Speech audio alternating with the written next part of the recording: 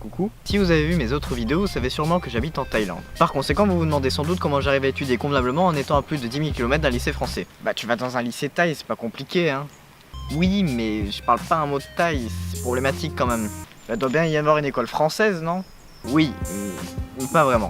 Un endroit où tu travailles seul, sans cours collectif, où il y a juste des surveillants qui vérifient que tu n'envoies pas de snap à la terre entière, j'appelle ça une garderie, pas une école. Bah oui, mais bon, t'as d'autres solutions toi? Oui, c'est le Centre National d'Enseignement à Distance, plus couramment appelé le CNED. C'est d'ailleurs ce que les écoles françaises utilisent comme support pour leurs cours. Enfin bref, sur leur site ils fournissent tout le nécessaire pour bien apprendre, des exercices, des leçons, des vidéos, et un panda pour remplacer votre professeur. C'est original. Ce qui est bien avec le CNED, c'est la liberté d'organiser soi-même son emploi du temps. Vous travaillez où vous voulez, quand vous voulez, il faut juste qu'à une date précise le travail soit rendu. Ensuite, des correcteurs vérifient votre travail et vous le renvoient en 2 semaines. Personnellement, ça fait 4 ans que je fais ça et je continue encore cette année. Ce mode de travail permet d'apprendre réellement à s'organiser dans le temps. Par exemple, si tel jour j'ai pas envie de travailler, j'ai juste à répartir les cours de cette journée, les jours d'avant et les jours d'après. Mais le CNED ne comporte pas que des avantages, évidemment, bien sûr. Et en premier lieu, la volonté. Si vous n'avez pas la volonté et la motivation de travailler, ça risque d'être dur pour vous. Vous allez vite vous décourager, vous allez avoir tendance à tout remettre au lendemain. Mais il y a aussi la complexité. Les cours du CNED ont un niveau légèrement supérieur au lycée en France. Ce n'est pas insurmontable mais ça peut vous perdre, sachant que les conseils des professeurs en ligne sont pas toujours évidents à comprendre. Mais il y a aussi le manque de sociabilité. Et oui, si vous travaillez seul chez vous, il sera moins évident pour vous de vous faire des amis. Et de plus, si vous avez une mauvaise organisation, ce sera dur de les voir ces amis.